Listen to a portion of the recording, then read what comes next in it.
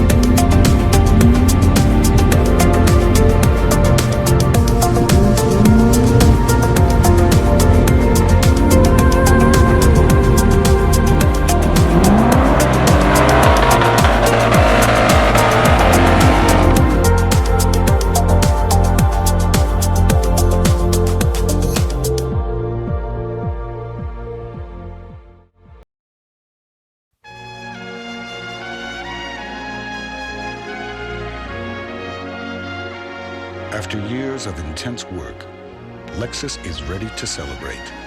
Because even at the equivalent of 145 miles per hour,